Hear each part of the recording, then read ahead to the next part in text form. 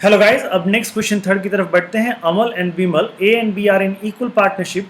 There balance sheet stood as under on 31st March 2011 when the firm was dissolve. A और B दो partner हैं, इनकी balance sheet दे रखी है। यहाँ पे क्रेडिटर्स हैं 4800 के और ए की कैपिटल आपका 750, प्लांट एंड मशीनरी कितना आपका 250, फर्नीचर है आपका 500, डेटर्स आपका 1000, स्टॉक 800, कैश 200 और बी का ड्राइंग कितना आपका 550। टोटल हो गया आपका 5550।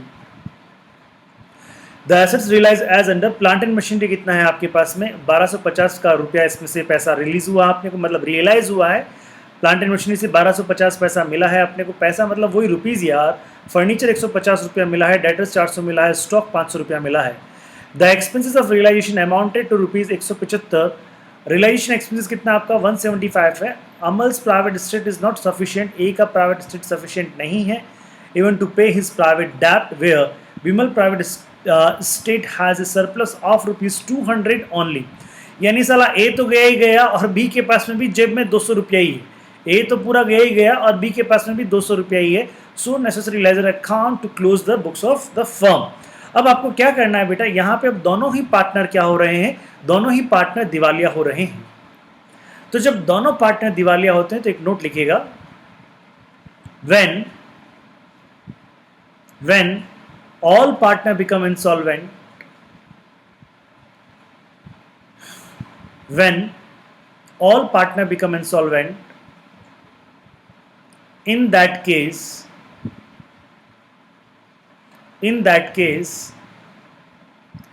creditors account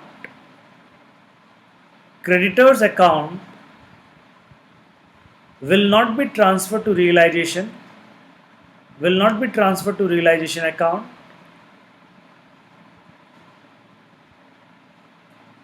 and will be accounted separately,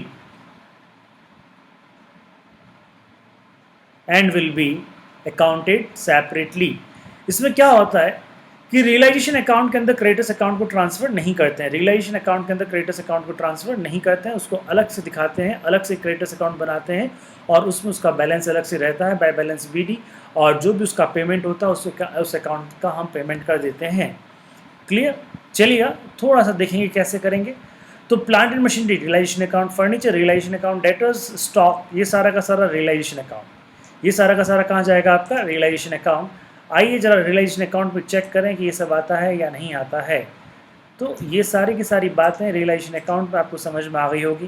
plant and machinery आपका, फर्नीचर आपका, डेटर्स आपका, ये सारी चीज़ें आपको समझ में आ गई होगी। समझ ठीक है साहब। एक स्टॉक लिखना और बाकी है हमारा, तो स्टॉक भी आपके पास में आ गया होगा।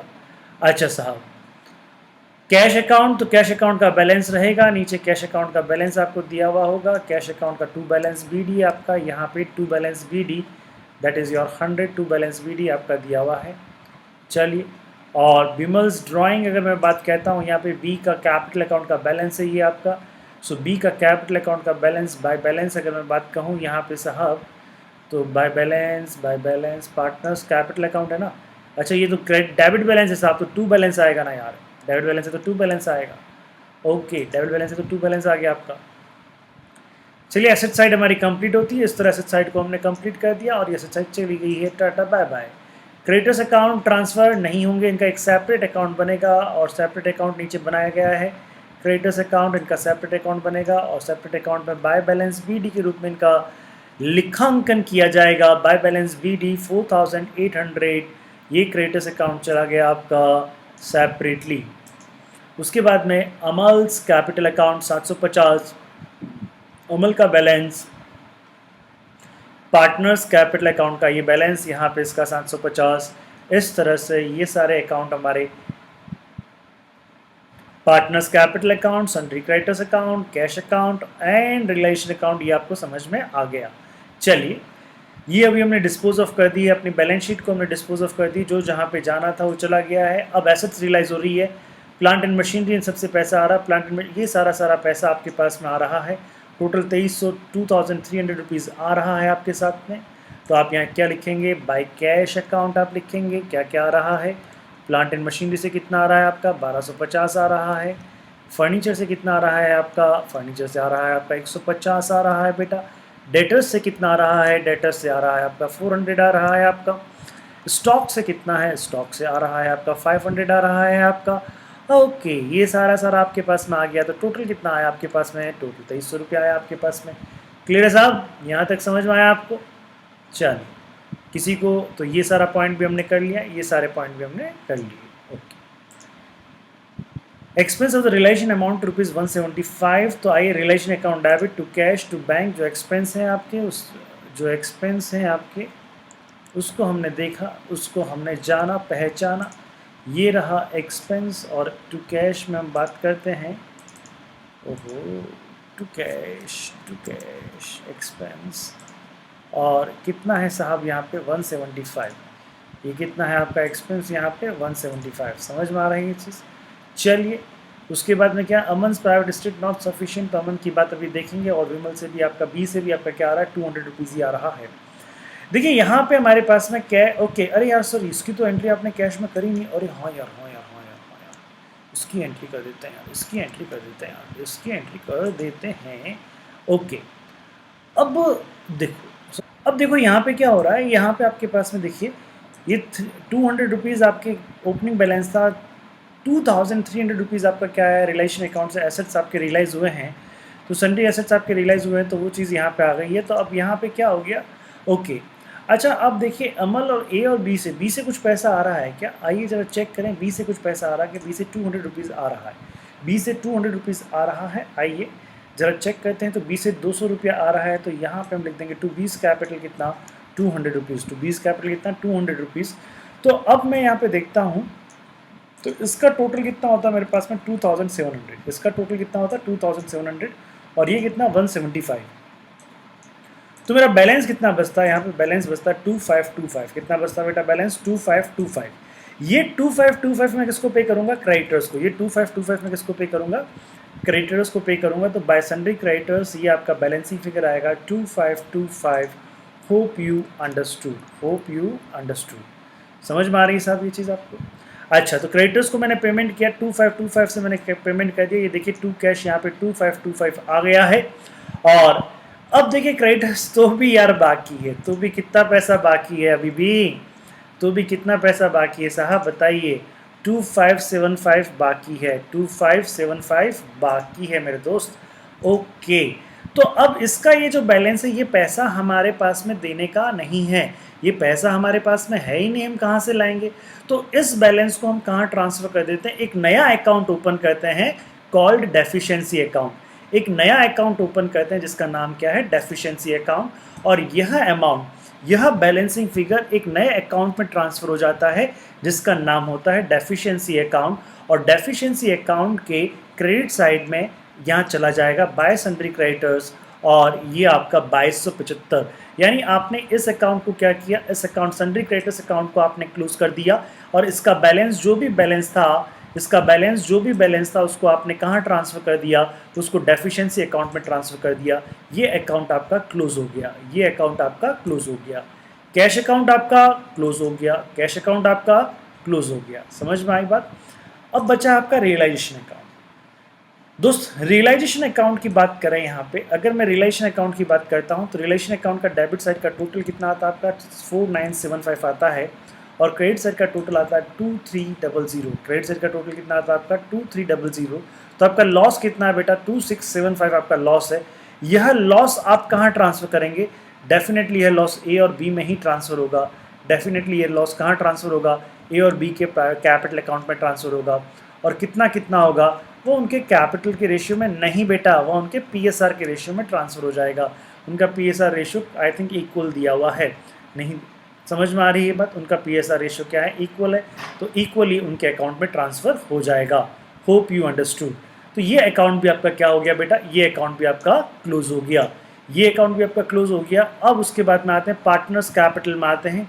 तो जो लॉस था, इस लॉस को हम लेके आते हैं साहब, इस लॉस को हम क्या करते हैं, लेके आते हैं यहाँ पे। ये लॉस आ गया है। अच्छा, 20 साहब से कितना पैसा मिला था, 20 साहब से मेरे को 200 रुपया मिला था, सॉरी 20 साहब से मेरे को 200 या 300 मिला था, नहीं 200 मिला था। 20 साहब से मेरे को 200 मिला था। अब देखिए साहब, अब हमारे पास में अगर मैं ए की बात करता हूँ तो ए से हम कितना पैसा मांगते हैं, 1337 डेबिट में है और 750 क्रेडिट में है, तो कितना पैसा मांगा जा रहा है उससे, 587 मांगा जा रहा है, 587 मांगा जा रहा है। क्या वो 587 दे पाएगा क्या 587 वो दे पाएगा क्या? नहीं साहब, वो दे नहीं पाएगा। तो इसका बैलेंस हम कहाँ ट्रांसफ़र कर देंगे, इसका बैलेंस भी ट्रांसफ़र कर देंगे डेफिशिएंसी अकाउंट में। इसका बैलेंस भी कहाँ ट्रांसफ़र कर देंगे, डेफिशिएंसी अकाउंट में इसका बैलेंस ट्रांसफ़र कर देंगे। तो बाय डेफिशिएंसी अकाउंट, अब ये डेफिशिएंसी अकाउंट के किस तरफ आ जाएगा बेटा, डेफिशिएंसी अकाउंट के डेबिट साइड में आ जाएगा, डेफिशिएंसी अकाउंट के डेबिट साइड में आ जाएगा। और ये यहाँ पे अमाउंट आ गया, यहाँ पे डेफिशिएंसी अकाउंट का अमन का कितना है भैया आपका 587। बी का देखते हैं 1888 है, उसमें से 200 लेस कर देते हैं तो पीछे कितना आता है, 1688 आता है, 1688 आता है। और ये 1688 भी कहाँ ट्रांसफ़र हो जाएगा, ये भी आपके डेफिशिएंसी अकाउंट में ट्रांसफ़र हो जाएगा। यह देखिए आपके डेफिशिएंसी अकाउंट में ट्रांसफ़र हो गया और इस तरह आपका कैपिटल अकाउंट भी क्लोज हो गया। इस तरह बेटा जी आपका कैपिटल अकाउंट क्लोज हो गया। और अब डेफिशिएंसी अकाउंट का डेबिट और क्रेडिट टोटल अपना आप ऑटो टैली करेगा साहब। अब डेफिशिएंसी अकाउंट का और क्रेडिट, डेबिट और क्रेडिट का टोटल ऑटो टैली करेगा, ऑटो टैली करेगा। होप यू अंडरस्टूड, आपको ये समझ में आया होगा, क्लियर। तो जब पार्टनर, सारे ही पार्टनर आपके इंसॉल्वेंट हो जाते हैं, सारे ही पार्टनर आपके इंसॉल्वेंट हो जाते हैं, तो हम क्या करते हैं, जब सारे पार्टनर इंसॉल्वेंट हो जाएंगे तो बेटा हमें क्या करना पड़ेगा, हम क्रेडिटर्स का अकाउंट हम क्या है अलग से क्रेडिटर्स अकाउंट बनाते हैं, उसको अलग से पे करते हैं, उसको जो भी अनपेड अमाउंट होता है उसको हम डेफिशिएंसी अकाउंट में ट्रांसफ़र कर देते हैं। और पार्टनर का भी जो अनपेड अमाउंट होता है वो भी डेफिशिएंसी अकाउंट में ट्रांसफ़र हो जाता है और एंड में ये डेफिशिएंसी अकाउंट ऑटो क्लोज हो जाता है। जैसे पहले कैश अकाउंट ऑटो क्लोज होता था वैसे यहाँ पे डेफिशिएंसी अकाउंट ऑटो क्लोज हो जाता है। इस तरह का ये क्वेश्चन है जब सारे ही पार्टनर्स क्या हैं आपके इंसॉल्वेंट हो जाते हैं। तो मैंने एक बेसिक क्वेश्चन करवाया था आपको, सेकंड क्वेश्चन मैंने आपको क्या करवाया था, जब आपके क्या होता है कोई एक पार्टनर आपका इंसॉल्वेंट होता है, गार्नर वर्सेस मरे रूल करवाया था। थर्ड क्वेश्चन मैंने आपको करवाया जब सारे ही पार्टनर क्या होते हैं आपके इंसॉल्वेंट हो जाते हैं। चलिए एक क्वेश्चन, फोर्थ क्वेश्चन मैं आपको समझा देता हूँ। फोर्थ क्वेश्चन हालांकि सेम है, कोई दिक्कत नहीं है, इसमें भी एक पार्टनर, इसमें क्या है एक ही पार्टनर इंसॉल्वेंट हो रहा है, इसमें एक ही पार्टनर इंसॉल्वेंट हो रहा है। हाँ जी, तो गार्नर वर्सेस मरे रूल में अगर आपको पता हो तो अगर आपका गार्नर वर्सेस मरे रूल में जो पार्टनर इंसॉल्वेंट हो रहा है, जो पार्टनर इंसॉल्वेंट हो रहा है उसकी जो उसका जो भी डेबिट बैलेंस है वो डेबिट बैलेंस बाकी के पार्टनर बियर करते हैं, बाकी के वह पार्टनर बियर करते हैं जिनका क्रेडिट बैलेंस होता है, बाकी के वह सॉल्वेंट पार्टनर जिनका क्रेडिट बैलेंस होता है। अब यहाँ पे अगर मैं देखूँ, हाँ जी, यहाँ पे अगर मैं देखता हूँ, देखिएगा इसमें क्या है, इस क्वेश्चन में क्या है, D become insolvent and D insolvent हो गया है। अब इस क्वेश्चन नंबर 4 में आपके पास में 4 पार्टनर हैं, ए बी का तो क्या है क्रेडिट बैलेंस है और सी डी का क्या है डेबिट बैलेंस है, सी डी का क्या है डेबिट बैलेंस है। उसमें से इंसॉल्वेंट कौन हो रहा है, उसमें से इंसॉल्वेंट हो रहा है साहब डी, उसमें से इंसॉल्वेंट कौन हो रहा है, डी इंसॉल्वेंट हो रहा है बेटा। और इन दिस कंडीशन अब अपने को क्या करना पड़ेगा, तो डी का जो भी डेबिट बैलेंस होगा उस डेबिट बैलेंस को कौन बियर करेगा, ए बी, सी करेगा क्या, नहीं सी नहीं करेगा, सी का खुद का ही डेबिट बैलेंस है, तो जिसका खुद का डेबिट बैलेंस है वो इसकी डेफिशिएंसी को बियर नहीं करेंगे, सिर्फ कौन करेंगे, ए और बी करेंगे। किस रेशियो में करेंगे, कैपिटल के रेशियो में करेंगे, किस रेशियो में करेंगे, कैपिटल के रेशियो में करेंगे। वह कैपिटल का रेशियो कौन सा होगा, वह कैपिटल का रेशियो अगर देखिए, अब अगर मैं बात करता हूँ वह कैपिटल का रेशियो कौन सा होगा, अगर पार्टनर कैपिटल क्या था, फिक्स था, पार्टनर कैपिटल क्या था आपका, फिक्स था, तब तो क्या था आपका in the ratio, fix capital के रेशियो में वो डेफिशिएंसी बियर हो जाती। अब अगर पार्टनर का कैपिटल अकाउंट फ्लक्चुएटिंग है, पार्टनर का कैपिटल अकाउंट फ्लक्चुएटिंग है, तो हमें क्या करना है, ऐसी कंडीशन में क्या करेंगे, ऐसी कंडीशन में ये जो भी पार्टनर का कैपिटल बैलेंस है इसमें क्या कहते हैं, कोई एक्यूमुलेटेड लॉसेस है क्या, कोई ड्राइंग है क्या, ये देखो यहाँ पे बैलेंस शीट के अंदर कोई एक्यूमुलेटेड लॉसेस है क्या, यहाँ पे कुछ देखो कोई ड्राइंग वगैरह है क्या जो पार्टनर ने पैसा निकाला हो। तो इन दोनों का एडजस्ट करने के बाद में जो बैलेंस आता है, इन दोनों को एडजस्ट करने के बाद में जो बैलेंस आता है, उस बैलेंस के रेशियो में, उस बैलेंस के रेशियो में, उस बैलेंस के रेशियो में इंसॉल्वेंट पार्टनर की डेफिशिएंसी, इंसॉल्वेंट पार्टनर की डेफिशिएंसी को बियर किया जाता है। समझ में आ गया, यहाँ पे ऐसा कुछ भी नहीं है, तो ए और बी का यही रेशियो हो जाएगा 4:2 यानी 2:1 के रेशियो में डी की डेफिशिएंसी को बियर किया जाएगा। समझ में आ गया साहब ये। और इस तरह से अभी आपको क्या करना है, क्वेश्चन नंबर 4 करना है, क्वेश्चन नंबर 5 करना है, क्वेश्चन नंबर 4 करना है और क्वेश्चन नंबर 5 करना है, ये 2 क्वेश्चन आपको करने हैं। और उसके बाद में मैं आपको नेक्स्ट क्वेश्चन करवाऊंगा क्वेश्चन नंबर 6। क्वेश्चन नंबर 4 और क्वेश्चन नंबर 5 के मैं आपको सॉल्यूशन दूंगा, आप उस सॉल्यूशन से एक बार चेक करें, और क्वेश्चन नंबर 6 ऑनवर्ड्स मैं आपको आगे करवाऊंगा। ओके साहब, चलिए, thank you, good night. Yes, एक कैपिटल गेन की क्लास आपकी कल मॉर्निंग में आएगी, that I will give you, तो कल मॉर्निंग में क्लास में आपको दूंगा। कल कैपिटल गेन की मैं आपको 2 क्लासेस दूंगा बेटा। Thank you.